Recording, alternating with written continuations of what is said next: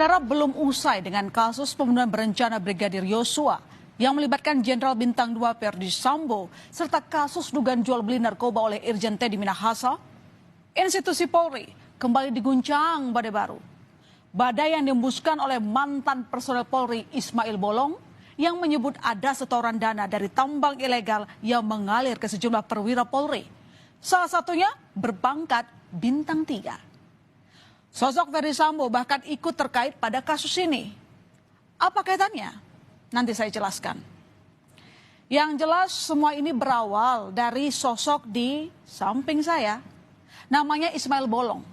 Awal November lalu muncul video dari Ismail Bolong yang menyebut menyetorkan uang setoran hasil dari tambang ilegal ke beberapa perwira Polri. Yang membuat geger, salah satu penerima setoran ini ada nama Kabar Reskrim Komjen Agus Andrianto. Ismail menyebut memberikan setoran sebanyak 6 miliar rupiah pada Kabar Reskrim. Yang saya peroleh dari pengumpulan dan penjual batubara berkisar sekitar 5 sampai dengan 10 miliar dengan setiap bulannya. Terkait kegiatan yang saya laksanakan, saya sudah berkoordinasi dengan Kabar Reskrim, yaitu ke Bapak Kabar Reskrim Komjen Pol Agus Andrianto dengan memberikan uang sebanyak 3 kali, yaitu pada bulan September 2001 sebesar 2 miliar, bulan Oktober 2021 sebesar 2 miliar, dan bulan November 2021 sebesar 2 miliar. Uang tersebut saya serahkan langsung kepada Komjen Pol Agus Andrianto di ruangan kerja beliau. Ya, dari pengakuan Ismail Bolong ini, uang setoran sebanyak 6 miliar rupiah ini tidak diberikan sekaligus ke Kabar Reskrim, melainkan bertahap sebanyak 3 kali, yakni 2 miliar rupiah pada September 2021, 2 miliar rupiah pada Oktober 2021, dan 2 miliar rupiah di bulan November 2021. Dan disinilah kira-kira, saudara, lokasi bisnis tambang ilegal yang disebut Ismail Bolong dalam video. Lokasinya berada di Desa Santan Hulu, Kecamatan Marangkayu, Kutai Kartanegara, Kalimantan Timur. Tapi tak lama setelah video pengakuannya ini membuat geger publik dan institusi Polri, Ismail Bolong tiba-tiba mencabut pernyataannya. Ismail menyebut jika testimoni soal setoran 6 miliar rupiah ke Kabar Reskrim Komjen Agus Andrianto tidak benar. Ismail menyebut jika saat itu ia mendapat tekanan dari Hendra Kurniawan yang saat itu menjabat sebagai Kepala Biro Paminal Propam Polri yang kini tengah terjerat kasus pembunuhan berencana Yosua.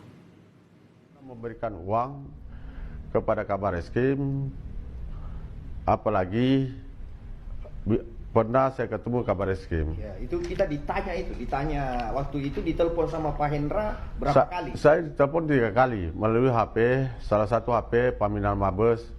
Kamu harus bikin testimoni katanya. Ya.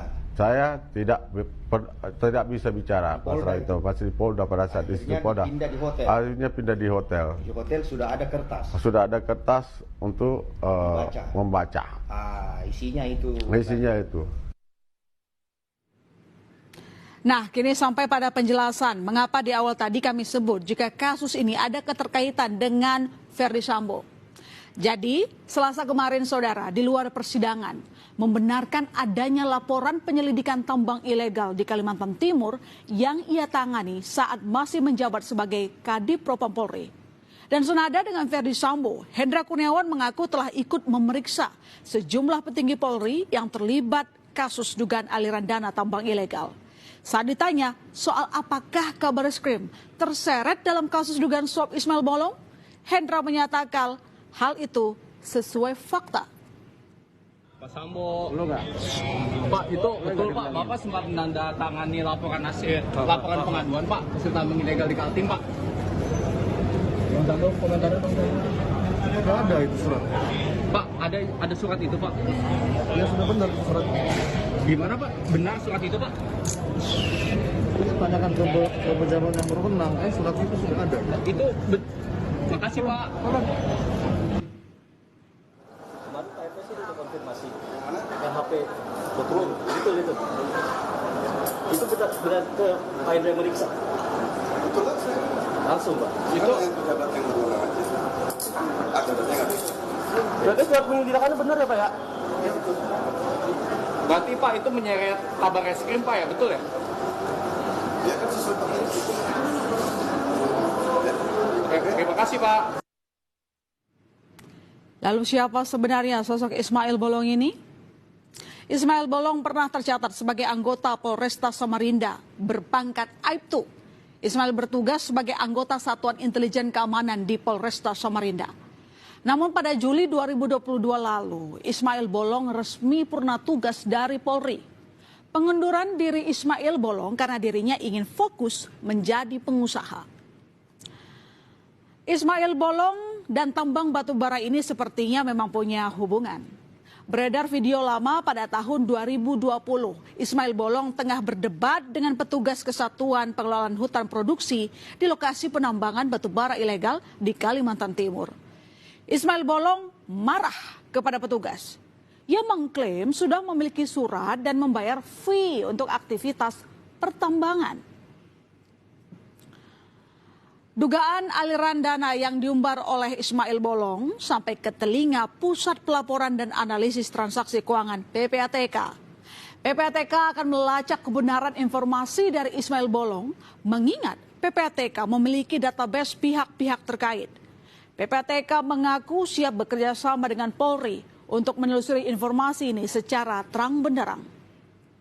Tentu kita akan juga mengeksplor data yang ada di kita, database kita terkait dengan individu-individu tersebut.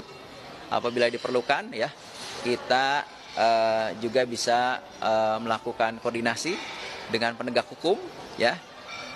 Kemudian once mereka untuk kasus tersebut misalnya sudah ada investigasi, ada penyidikan yang dilakukan, apalagi ini sudah perintah Kapolri, meminta informasi kepada kita, tentu kita juga akan tindak lanjuti. Sementara itu, Ketua Indonesia Police Watch Sugeng Teguh Santoso meminta Kapolri membentuk tim khusus untuk mengusut isu mafia tambang yang menyinggung nama Kabar Eskrim Komjen Agus Andrianto. IPW mendorong isu ini diproses secara etik di Divisi Propam Polri dan ranah pidana. Membentuk tim khusus mendalami terkait dua pernyataan Ismail Bolong yang berbeda-beda. Kami yakin bahwa ketika Ismail Bolong membuat pernyataan memberikan dana perlindungan terhadap tambang ilegal, itu ada pemeriksaan oleh Propam zamannya Pak Ferdi Sambo. Yang dilakukan oleh Pak Minal waktu itu adalah Brigadir Jenderal Polisi Hendra yang sekarang sudah diberhentikan. Kami menduga kuat Ismail Bolong mendapat tekanan dari pihak tertentu, ya. Tidak hanya PPATK dan IPW, saudara. Menko Polhukam menyerukan hal yang sama, yaitu mengusut kasus Ismail Bolong. Mahfud melihat ada isu dalam tanda kutip perang bintang dalam kasus Ismail Bolong. Mahfud mengatakan para petinggi polisi saling membuka kartu, sehingga Mahfud akan berkoordinasi dengan KPK untuk membuka file tentang modus korupsi, baik di pertambangan maupun sektor lain. Dan hari ini Kapolda Kalimantan Timur membenarkan adanya kedatangan Propam dari Mabes Polri ke Kalimantan Timur untuk memeriksa kasus pada Rabu 23 November kemarin. Kapolda Kaltim menegaskan hingga saat ini belum ada pejabat Polda Kalimantan Timur yang telah diperiksa terkait kicauan Ismail Bolong. Mabes datang ke Samarinda. Oh, Propam Mabes datang koordinasi sama kita. Tapi sudah koordinasi. Okay. Tapi tugasnya apa kami nggak tahu. Tapi bukan terkait dengan Ismail Bolong. Tapi bukan dengan Ismail Bolong. Mungkin ada hubungan, mungkin saya nggak tahu. Okay? Tapi ada PJU yang diperiksa nggak? Nggak ada. Oke, terima kasih banyak. Fokus menangani kasus yang ada ditangani di pusat. Dua kali membuat pernyataan yang berbeda terkait setoran tambang ilegal, membuat publik bertanya-tanya mana yang benar dari pernyataan Ismail Bolong. Tapi yang jelas Polri tidak bisa menyepelekan begitu saja. Harus dibongkar. Karena kicauan Ismail Bolong sudah menyeret nama dari perwira tinggi Polri yang bisa mengancam nama institusi.